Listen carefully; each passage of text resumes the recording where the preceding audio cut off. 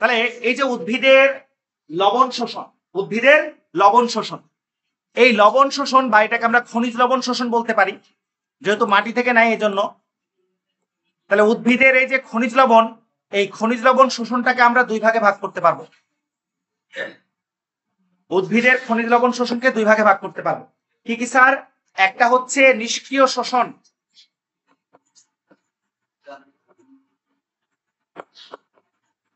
নিষ্ক্রিয় শোষণ। আর এই যে নিষ্ক্রিয়ভাবে যে শোষিত হয় লবণগুলো, এটার পক্ষে বিজ্ঞানীরা কি দিয়েছেন?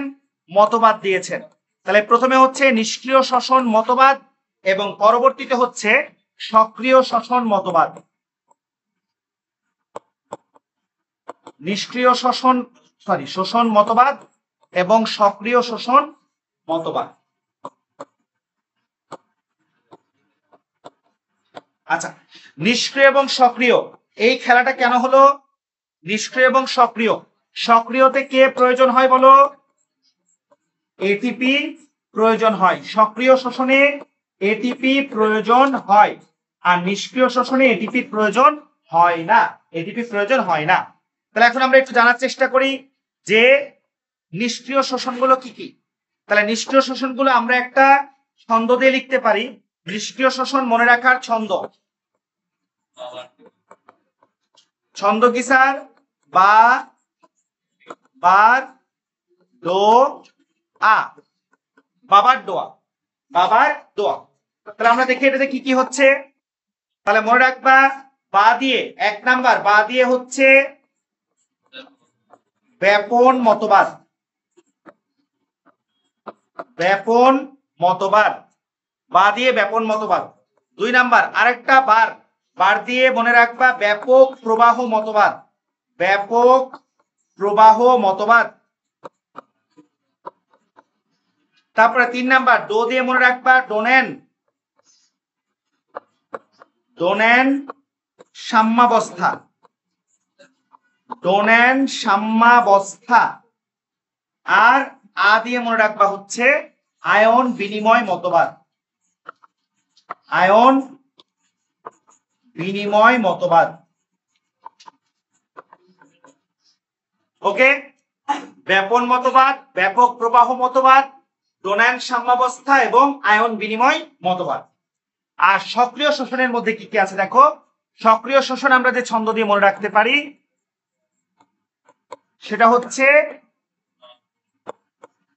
লাল ও আ, লাল পোয়া।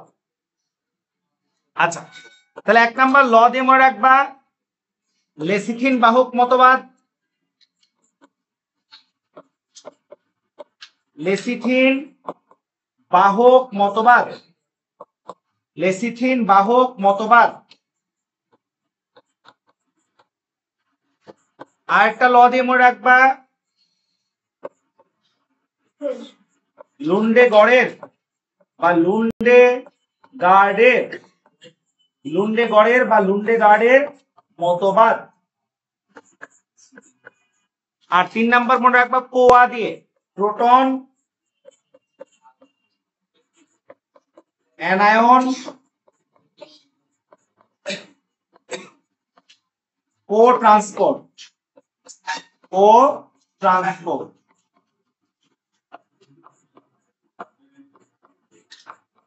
প্রোটন অ্যানায়ন কো ট্রান্সপোর্ট, প্রোটন অ্যানায়ন কো ট্রান্সপোর্ট। এখান থেকে খুব খুব খুব গুরুত্বপূর্ণ লুন্ডেগার্ডের মতবাদ এবং আরেকটা গুরুত্বপূর্ণ প্রোটন অ্যানায়ন কো ট্রান্সপোর্ট। আমরা একটা শিখাবো লুন্ডেগার্ডের মতবাদ। আজকে আমরা যেটা শিখবো সেটা কি স্যার? লুন্ডেগার্ডের মতবাদ, লুন্ডেগার্ডের মতবাদ। সুন্দর করে শিখতে হবে, বুঝে বুঝে শিখতে হবে। দ্রুত লিখে ফেলো, আশা করি হয়ে গেছে, বা পরবর্তীতে লিখতে পারবা। তাহলে আমরা চলে যাচ্ছি পরবর্তী পয়েন্টে, লুন্ডেগার্ডের মতবাদ। লুন্ডেগার্ডের মতবাদ ভালো করে বুঝো। তাহলে এটার দুইটা নাম আছে, একটা হচ্ছে এটাকে আমরা বলবো লুন্ডেগার্ডের মতবাদ, লুন্ডেগার্ডের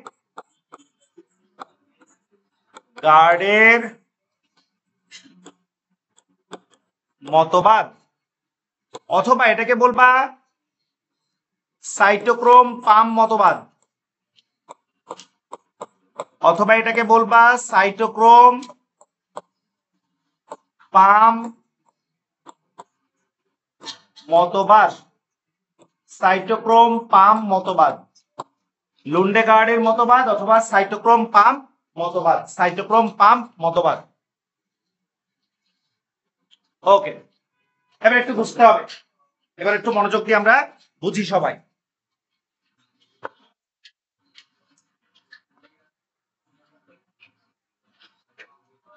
ধরো এটা একটা কোষ, এটা একটা কোষ, তাহলে উদ্ভিদ কোষ হলে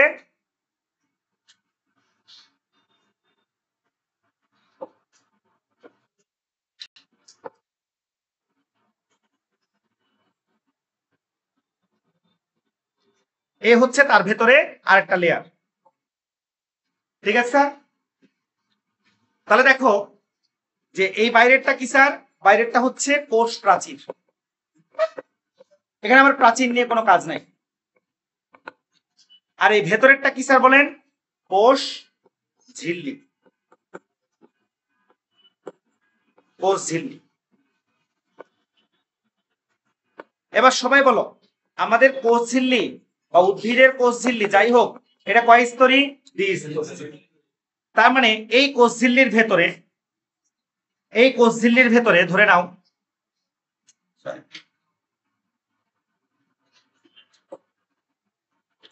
এই কোষ ঝিল্লির ভেতরে আরেকটা লেয়ার আছে, এই ক্লিয়ার? এই পুরোটাই হচ্ছে কোষ ঝিল্লি। তো তোমরা মডেল অনুযায়ী কি জানো বলো? কোষ ঝিল্লির কি model sir? Fluid mosaic model.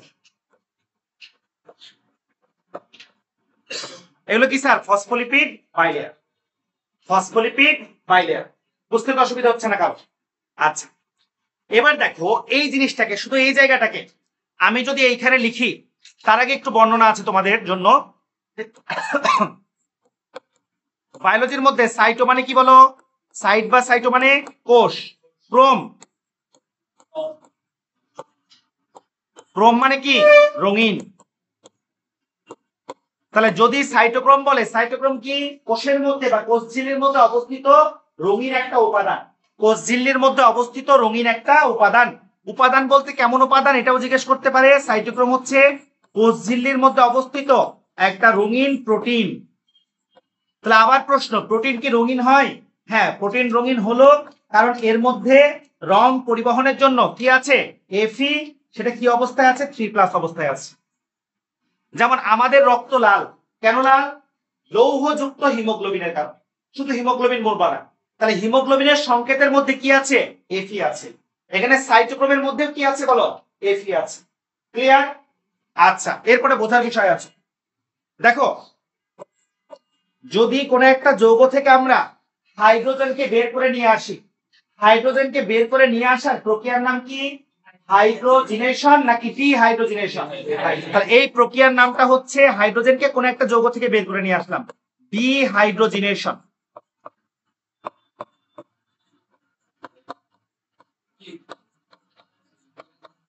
তাহলে বলো এই জায়গায় এনজাইমের নাম কি হবে? Dehydrogenase, dehydrogenase. তাহলে এই হাইড্রোজেন যদি এখন আমরা ভেঙে ফেলি, তাহলে হাইড্রোজেনের মধ্যে আমরা কি পাবো? একটা প্রোটন পাবো, একটা কি পাবো? ইলেকট্রন পাবো। এটা নিয়ে কারো কোনো ডাউট আছে? তাও নাই ইনশাআল্লাহ। এবার বলো, Fe3+ এর সাথে আমি যদি একটা ইলেকট্রনকে যুক্ত করে দিই, তাহলে এটা কিসে পরিণত হবে? Fe3+ এর সাথে আমি যদি একটা ইলেকট্রনকে যুক্ত করে দিই, তাহলে কি হবে? Fe2+। এটা নিয়েও কারো কোনো ঝামেলা আছে? না। তাহলে বলো, কোনো একটা জায়গায় যদি Fe3+টা থাকে, তাহলে সে জায়গায়, এটা তো 3+ মানে কি? অ্যানায়ন। তাহলে এই জায়গায় অ্যানায়নের সমতা রক্ষার জন্য এখানে 3টা কি থাকবে স্যার? অ্যানায়ন থাকবে, থাকবে কিনা? তাহলে 3টা অ্যানায়ন থেকে যখন আমি একটা অ্যানায়ন বের করে দিব, তখন এখানে কয়টা অ্যানায়ন হবে? 2টা। ক্লিয়ার? কারো কোনো ডাউট আছে এই সব বিষয়ে? তো কারো ডাউট থাকার কথা না ইনশাআল্লাহ। এবার বুঝো তাহলে আমরা পরীক্ষার খাতায় এগুলো লিখবো। পরীক্ষার খাতায় আমরা যা লিখবো সেটা এখন আমি চিত্র আগে যা আঁকবো সেটা আগে করি। বইয়ের মধ্যে লিখার সুন্দর এত নাই, আমি 8টা পয়েন্টে বা 7টা পয়েন্টে লিখে দেবো সুন্দর করে। তাহলে চলে যাচ্ছে আমরা পরবর্তী পার্টে। পরবর্তী পার্টটা হচ্ছে পরীক্ষার খাতায় আমরা কি করব। ভালো করে বুঝো, পরীক্ষার খাতায় আমরা কি করব। তাহলে পরীক্ষার খাতায় কি করছি সেটা আমরা একটু দেখে নিই।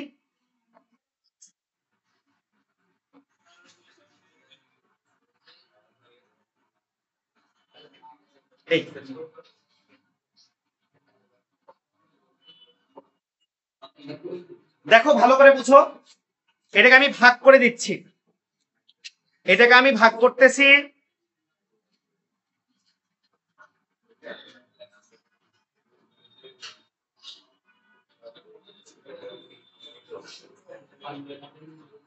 একটা সাইড দুইটা সাইড। ক্লিয়ার? একটু বুঝে বুঝে আর কি। আচ্ছা, তাহলে ভাগ করলাম। ভাগ করলে দেখো এটা কিন্তু আমি কোষ ঝিল্লির ওই যে দুইটা লেয়ার আছে, দুইটা লেয়ারকে করলাম। কোষ ঝিল্লির যে দুইটা লেয়ার আছে ওই দুইটা লেয়ারকে আমি এখানে নিয়ে আসলাম। তাহলে এইটা হচ্ছে কোষ ঝিল্লির ওই পাশের দিক। এই পাশে মানে কি বলো, এইদিকে কি আছে? সাইটোপ্লাজম আছে। তার মানে এটা হচ্ছে কোষ ঝিল্লির কোন দিক স্যার? কোষ ঝিল্লির ভেতরের দিক। কোষ ঝিল্লির ভেতরের দিক। আর এ পাশে কোষ প্রাচীর আছে, তার মানে এটা হচ্ছে কোষ ঝিল্লির কোন দিক বলো? বাইরের দিক। কোষ ঝিল্লির ভেতরের দিক এবং কোষ ঝিল্লির বাইরের দিক। এখন এখন আমরা খেয়াল করি যে কোষ ঝিল্লির ধরো এই ভেতরের স্তরে এইখানে কোন একটা যৌগ থেকে, শুধু যৌগ শব্দটা লিখে দিলাম, কোষের মধ্যে কত যৌগ আছে? কোন একটা যৌগ থেকে কি হলো স্যার? হাইড্রোজেন বের হয়ে আসলো। কোন একটা যৌগ থেকে কি হলো বলো? হাইড্রোজেন বের হয়ে আসলো। তাহলে এই জায়গায় আমি এনজাইমের নামটা কি দিব বলো? ডি হাইড্রোজিনেজ।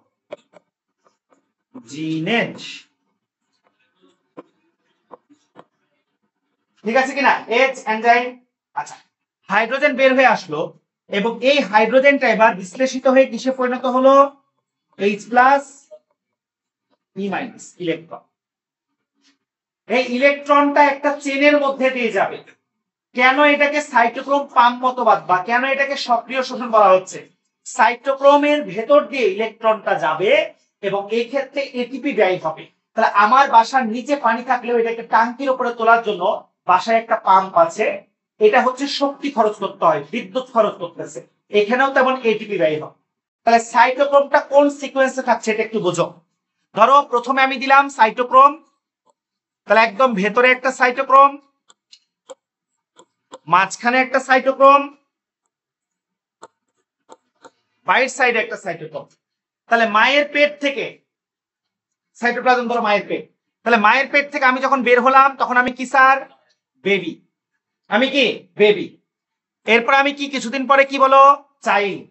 কিছুদিন পরে আমি চাইল্ড। এর কিছুদিন পরে আমি হচ্ছি অ্যাডাল্ট, বিয়ের জন্য রেডি। তাহলে সাইটোক্রোমটা কি অবস্থায় থাকে? আগেই বলেছি সাইটোক্রোমটা সবসময় স্বাভাবিক অবস্থায় থাকবে। তাহলে Fe3+, এটা হচ্ছে তার স্বাভাবিক অবস্থা। এটা ছিল। এই সাইটোক্রোমটাও কি অবস্থায় আছে স্যার? Fe3+। আচ্ছা, উপরের দাগ কি মুছতে পারবো আলাদা করে? দাঁড়াও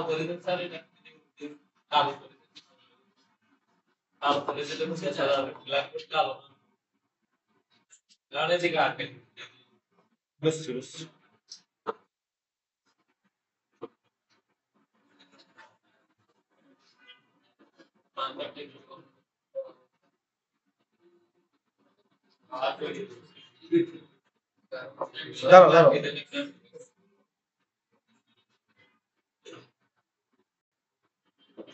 একটু টাইম চলে যাচ্ছে রে।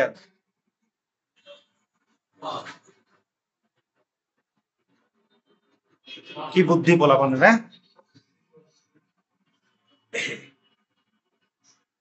ওকে, তাহলে এখানে সাইটোক্রোম কি স্যার? বি। Cytochrome C. তাহলে সাইটোক্রোম সি এর মধ্যেও কি আছে একটু উপরে দিচ্ছি আমি। সাইটোক্রোম সি এর মধ্যে আছে হচ্ছে তোমার Fe3+, এখানে একটু নিচে দিবা Fe3+। ভালো করে বুঝুন। এখন এই যে Fe3+, সে যদি এখন এই ইলেকট্রনটাকে নেয়, ইলেকট্রনটাকে কে গ্রহণ করলো বলো? Fe3+। তাহলে Fe3+ ইলেকট্রন গ্রহণ করে তোমরাই বলো কিসে পরিণত হবে? Fe2+। এই ইলেকট্রনটা সে মনে করে একে দিয়ে দিল, তাহলে Fe2+ যদি আবার ইলেকট্রন ছেড়ে দেয় তাহলে সে কিসে পরিণত হবে? ক্লিয়ার? প্রথম পয়েন্ট। আচ্ছা, সেই ইলেকট্রন কাকে দিয়েছিল? Fe3+। তাহলে Fe3+ ওই ইলেকট্রনটা গ্রহণ করে কিসে পরিণত হবে স্যার? এবারে Fe2+ তার ইলেকট্রনটাকে Fe3+ এর কাছে দিয়ে দিল, তাহলে সে আবার কিসে পরিণত হবে? ক্লিয়ার? লাস্ট দাও। এবার Fe3+ সে ইলেকট্রনটা নিয়ে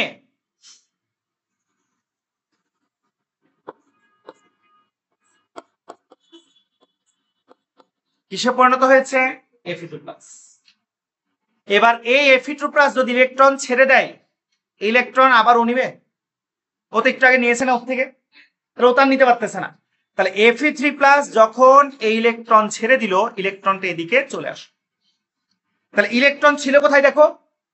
কোষ ঝিল্লির ভেতরের তল, চলে আসলো কোথায়? বাইরের তল। এবং সে কিন্তু আবার নিজে ইলেকট্রনটা ছেড়ে দেওয়ার কারণে কিসে পরিণত হয়ে গেল? Fe3+। তাহলে এই ব্যালেন্সটা ঠিক থাকে, এই ব্যালেন্সটা ঠিক থাকে। তাহলে কথা হচ্ছে এই যে ইলেকট্রনটা এখানে আসলো, এই ইলেকট্রনটা আসলে এবার কোষের বাইরে, তাহলে লুন্ডেগার্ড বলেছেন যে তার কাম মতবাদে কোষের বাইরে সবসময় কাকে থাকতে হবে? অক্সিজেনকে থাকতে হবে। তাহলে অক্সিজেন যখন ইলেকট্রন দ্বারা কি হয়ে যাবে? O- হবে। এই নেগেটিভ চার্জের টানে তখন এখান থেকে কে আসবে স্যার? হাইড্রোজেন আসবে। হাইড্রোজেন আসবে, একটা থেকে একটা, আরেকটা যৌগ থেকে আরেকটা। বুঝতে পারছো কিনা? তাহলে হাইড্রোজেন অক্সিজেনের সাথে বিক্রিয়া করে বাইরের ত্বকে কি তৈরি করলো? পানি তৈরি করলো। ক্লিয়ার কিনা সবার? এটা নিয়ে কোনো ডাউট আছে কারো? না। এখন আসো, ঝামেলা কোন জায়গায়? ঝামেলা হচ্ছে এর পরের জায়গায়। ঝামেলা হচ্ছে Fe3+ যখন ছিল তখন এর মধ্যে কি ছিল বলো? তিনটা অ্যানায়ন, ক্যাটায়নের সাথে ব্যালেন্স করার জন্য। এখানে যখন 3+ ছিল তখন কি ছিল স্যার?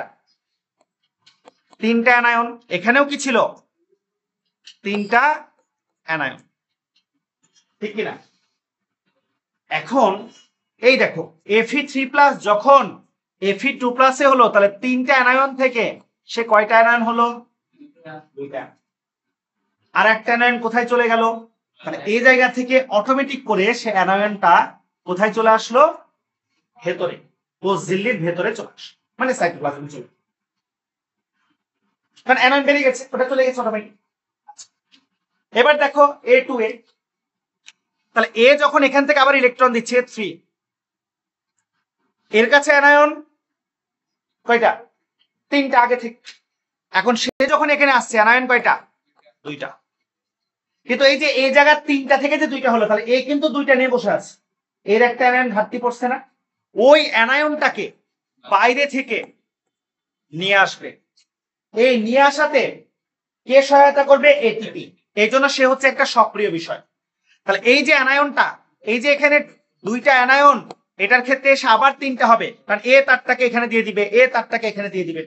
আমার তো এই জায়গায় তিনটা ছিল, একটা ঢুকে গেছে, একটা ঘাটতি হয়েছে এইখানে, খেয়াল করো ভালো করে। তাহলে এই অ্যানায়নের ঘাটতিটার জন্য বাইরে থেকে এটিপি খরচ করে একটা অ্যানায়ন কোষের মধ্যে প্রবেশ। এখন দেখো এবার কোষের ভেতরের দিকে, কোষ ঝিল্লির ভেতর, কোষের ভেতরে কে বেড়ে গেছে বলতো? অ্যানায়ন। কোষ তো ব্যালেন্স করেই ছিল, এই অ্যানায়নটার ঘাটতি পূরণের জন্য এখন কোষের বাইরে থেকে অটোমেটিক একটা কি স্যার? ক্যাটায়ন। তাহলে M+, তোমাদের বই যেটা দিয়েছো এটাই দিই। M+ কোন প্রক্রিয়ায় স্যার? ব্যাপন প্রক্রিয়ায়। ব্যাপন প্রক্রিয়ায় অটোমেটিক কোষের ভেতরে চলে আসে। তাহলে সক্রিয়র ভেতরেও ব্যালেন্স করার জন্য কি ঘটে যায়? নিষ্ক্রিয়। ব্যাপন একটা নিষ্ক্রিয় প্রক্রিয়া। এই জিনিসটাকে পরীক্ষার খাতায় প্রথমে আঁকতে হবে। প্রথম কাজ হচ্ছে এটা। এরপর আমরা বর্ণনা দিব, বর্ণনাটা আমরা দিচ্ছি। তাহলে চিত্রটা বইয়েও আছে, খাতাতেও আছে। আমি চিত্রের জন্য একটু তোমাদেরকে সময় দিব আঁকার জন্য। একটা পেজের অর্ধেকে আঁকবা চিত্রটা। আমরা এখন বর্ণনায় চলে যাই, কারণ 20 মিনিট হয়ে গেছে, তো 25-26 মিনিটের মধ্যে এটা কমপ্লিট করতে হবে আমাদের। তাহলে আমরা একটু কষ্ট করে চলে যাই কোথায় স্যার? বর্ণনায়। সবাই বর্ণনাটা আমার সাথে সাথে লিখবে একসাথে। আমিও লিখবো, কারণ আমার সময়টা দরকার এই কারণে। আর এটা তোমাদেরও যাতে পরবর্তীতে লিখতে পারো। ইনশাল্লাহ আজকে দিয়ে দিবে, আমি বলে দেবো আজকে দিয়ে দিবে তোমাদেরকে। তাহলে আমরা সবাই যাই লুন্ডেগার্ডের মতবাদের বর্ণনা। লুন্ডেগার্ডের মতবাদের বর্ণনা লিখো, লুন্ডেগার্ডের বর্ণনা।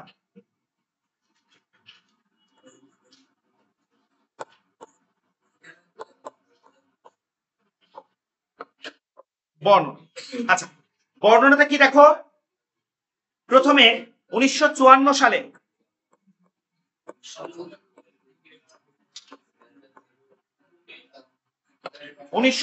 সালে লুন্ডেগার্ড মনে করেন যে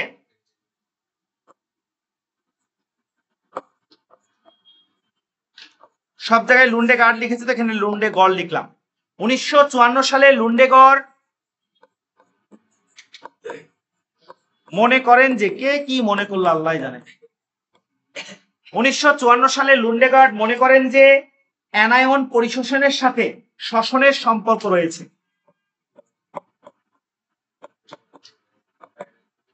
অ্যানায়ন পরিশোষণের সাথে শোষণের সম্পর্ক রয়েছে। অ্যানায়ন পরিশোষণের সাথে শোষণের সম্পর্ক রয়েছে। শোষণ বলতে শ্বসন আর কি, রেসপিরেশন। শ্বসনের সম্পর্ক রয়েছে, সম্পর্ক রয়েছে। Clear sir? ওকে, এই কথাটা দিয়ে আমরা শুরু করলাম প্রথমে। এরপরে আসো, লুন্ডেগড় আয়ন পরিশোষণের মতবাদটি 3টি ধারণার উপর প্রতিষ্ঠিত। তাহলে তার মতবাদটি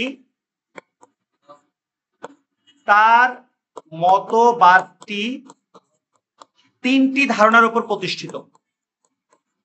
তার মতবাদটি 3টি ধারণার উপর প্রতিষ্ঠিত। লুন্ডেগার্ডের মতবাদটি 3টি ধারণার উপর প্রতিষ্ঠিত। 3টি ধারণার উপর প্রতিষ্ঠিত।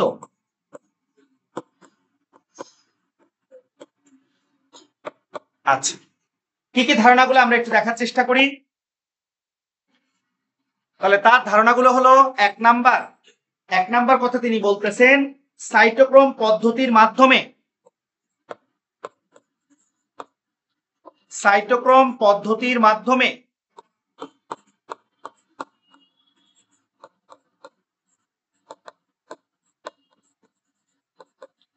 বোর্ডে লিখতে একটু বেশি সময় লাগে, হোয়াইট বোর্ডে লিখতে, যেহেতু ধরো যেটাতে স্পিড বেশি। সাইটোক্রোম পদ্ধতির মাধ্যমে কি হয় স্যার? কোষঝিল্লির মধ্য দিয়ে অ্যানায়ন সক্রিয়ভাবে শোষিত হয়। সাইটোক্রোম পদ্ধতির মাধ্যমে অ্যানায়ন কোষঝিল্লির মধ্যে দিয়ে, আমি অ্যানায়ন আগে লিখলাম, তোমরা পরে লিখতে পারো। অ্যানায়ন কোষঝিল্লির মধ্যে দিয়ে সক্রিয়ভাবে শোষিত হয়। কোষঝিল্লির মধ্য দিয়ে সক্রিয়ভাবে শোষিত হয়।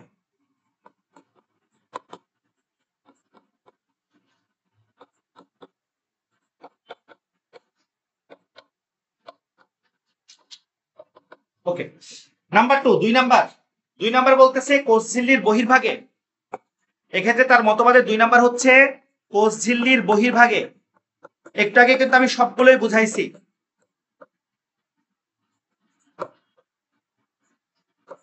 কোষঝিল্লির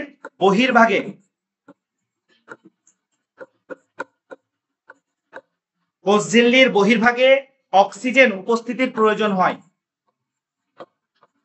তার মতবাদে কোষঝিল্লির বহির্ভাগে অক্সিজেন উপস্থিতির প্রয়োজন হয়।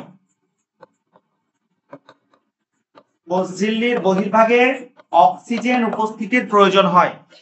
আর নাম্বার 3 হচ্ছে ক্যাটায়ন একটি ভিন্ন প্রক্রিয়ায় নিষ্ক্রিয়ভাবে শোষিত হয়। ক্যাটায়ন একটি ভিন্ন প্রক্রিয়ায় নিষ্ক্রিয়ভাবে শোষিত হয়। ক্যাটায়ন একটি ভিন্ন প্রক্রিয়ায় নিষ্ক্রিয়ভাবে শোষিত হয়।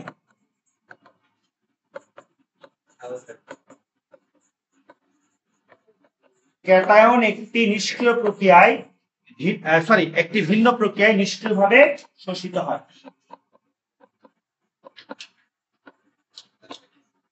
এই তিনটা কিসের উপরে? মতবাদের উপরেই তার মতবাদটি প্রতিষ্ঠিত, বা তিনটা ধারণার উপরেই তার মতবাদটা প্রতিষ্ঠিত। এই তিনটা ধারণার উপরেই তার মতবাদটা কি স্যার? প্রতিষ্ঠিত। এবার আমরা আয়ন শোষণ প্রক্রিয়াটা বর্ণনা করব।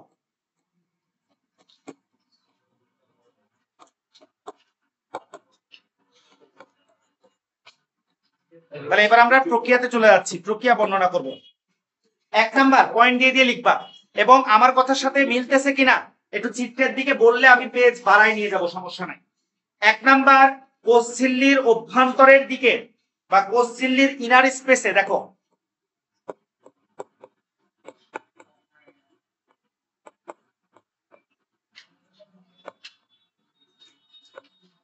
কোষ ঝিল্লির অভ্যন্তর দিকে, কোষ ঝিল্লির অভ্যন্তর দিকে কি হচ্ছে? ডিহাইড্রোজিনেজ বিক্রিয়ার মাধ্যমে বা ডিহাইড্রোজিনেশন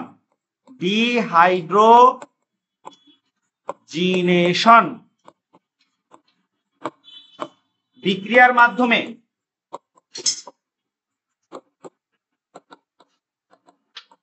ডিহাইড্রোজিনেশন বিক্রিয়ার মাধ্যমে ডিহাইড্রোজিনেজ এনজাইমের সহায়তায়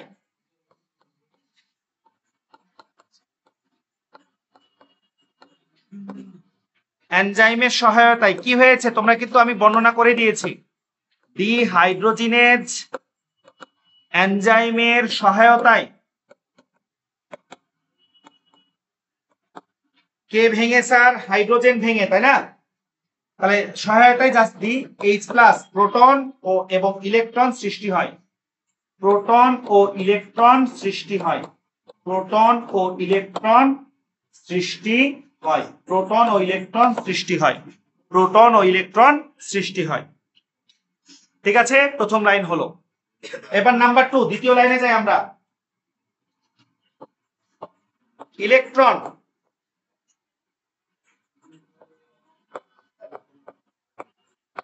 ইলেকট্রন সাইটোক্রোম চেনের মাধ্যমে ইলেকট্রন সাইটোক্রোম চেনের মাধ্যমে ইলেকট্রন সাইটোক্রোম চেনের মাধ্যমে কোষ ঝিল্লির বাইরের দিকে আসে। চিত্র দেখেই তোমরা বুঝেছো, ইলেকট্রন সাইটোক্রোম চেনের মাধ্যমে কোষ ঝিল্লির কোন দিকে আসে স্যার? বাইরের দিকে আসে।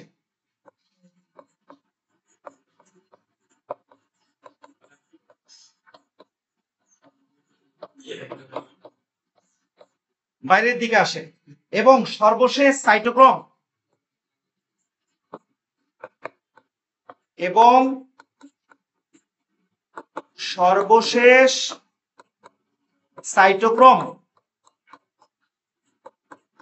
বলো, সবার শেষে সাইটোক্রোম কোনটা ছিল? অ্যাডাল্ট। সবার শেষে কি ছিল? ভেতর থেকে বাইরে অ্যাডাল্ট না? সাইটোক্রোমে সর্বশেষ সাইটোক্রোম এ ইলেকট্রন ছেড়ে দিয়ে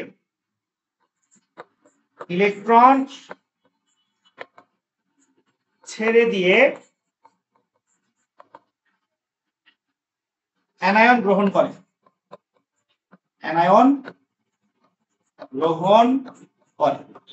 ইলেকট্রন ছেড়ে দিয়ে অ্যানায়ন গ্রহণ করে। আচ্ছা, 3 নাম্বার, ঝিল্লির বাইরের দিকে সাইটোক্রোমের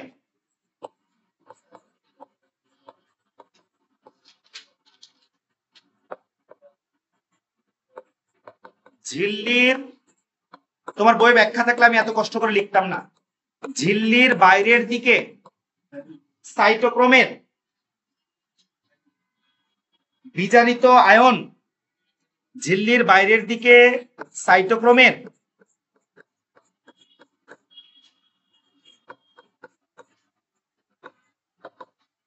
বিজারিত আয়ন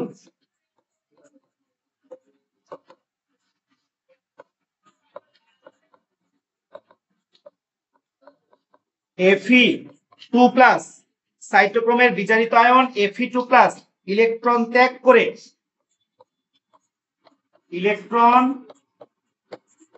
ত্যাগ করে জারিত Fe3+ এ পরিণত হয়। ইলেকট্রন ত্যাগ করে জারিত Fe3+ এ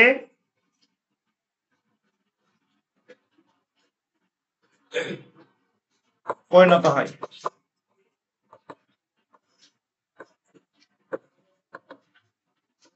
এবং অ্যানায়ন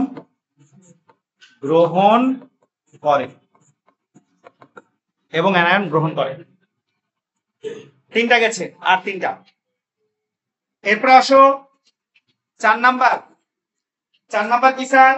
এই অ্যানায়ন সাইটোক্রোম চেনের মাধ্যমে কোষঝিল্লির ভেতরের দিকে চলে আসে। এই অ্যানায়ন সাইটোক্রোম চেনের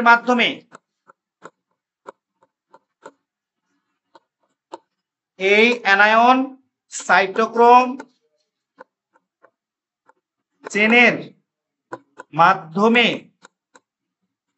কোষঝিল্লির ভেতরের দিকে চলে আসে।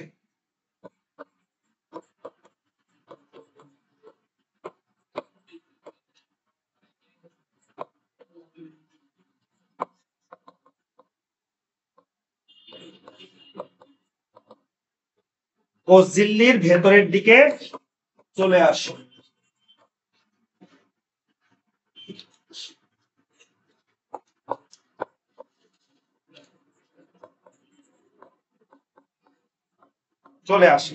এবং চেনের সর্বশেষ সাইটোক্রোম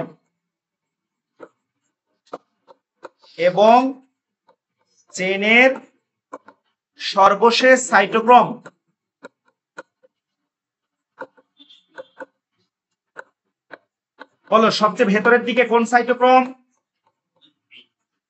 আগে বাদ না, তাহলে সর্বশেষ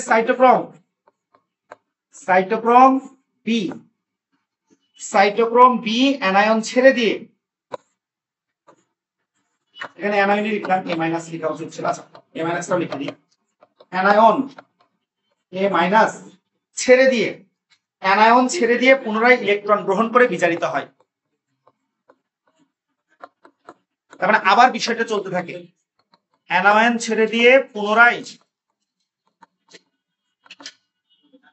ইলেকট্রন গ্রহণ করে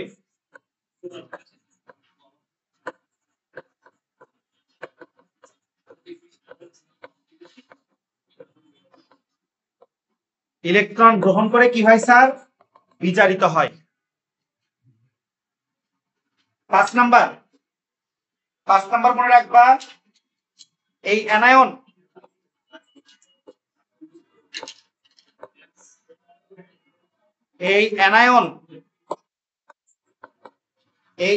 কি হয়? কোষঝিল্লির বাইরের দিক থেকে কোষাভ্যন্তরে চলে আসে। এই অ্যানায়ন কোষাভ্যন্তরে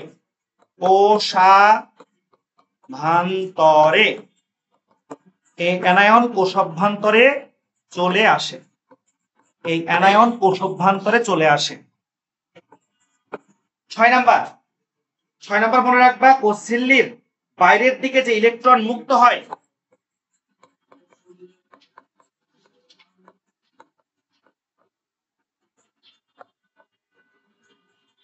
কোষঝিল্লির বাইরের দিকে বা বাইরের তলে দিলেও হয়, দিকে দিলেও হয়, যে ইলেকট্রন মুক্ত হয়, কোষঝিল্লির বাইরের তলে যে ইলেকট্রনটা কি হয়? মুক্ত হয়, তা H প্লাস প্রোটন এবং অক্সিজেন এর সাথে বিক্রিয়া করে প্রোটন এবং অক্সিজেন এর সাথে প্রোটন এবং অক্সিজেনের সাথে বিক্রিয়া করে প্রোটন এবং অক্সিজেনের সাথে বিক্রিয়া করে কি করে স্যার? পানি তৈরি করে, পানি সৃষ্টি করে।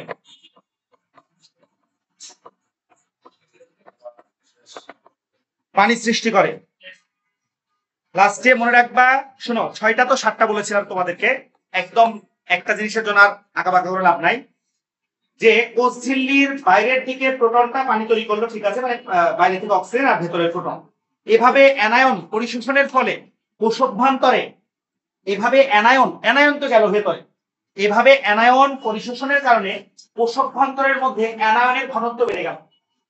ক্যাটায়ন কি গেছে অ্যানায়নের সাথে? যায় না। এজন্য তাহলে ওই লাইনটা লিখতেই হবে লাস্টেরটা অবশ্য, যে আয়নের সমতা রক্ষার জন্য ক্যাটায়ন নিষ্ক্রিয়ভাবে সরাসরি কোষে প্রবেশ করে। আয়নের সমতার জন্য, আয়নের সমতার জন্য ক্যাটায়ন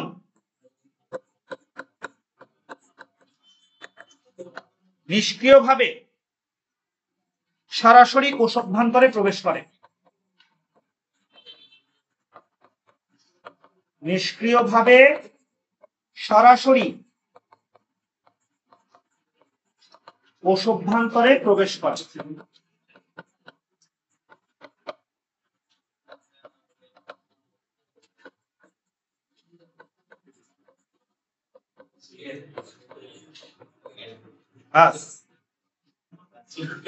লাস্ট পয়েন্ট, যে অ্যানায়ন মানে লুন্ডেগার মনে করেন, এটা কিন্তু বলে নাই,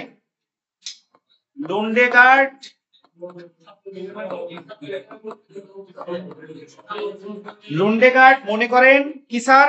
আয়ন পরিশোষণের জন্য বা অ্যানায়ন পরিশোষণের জন্য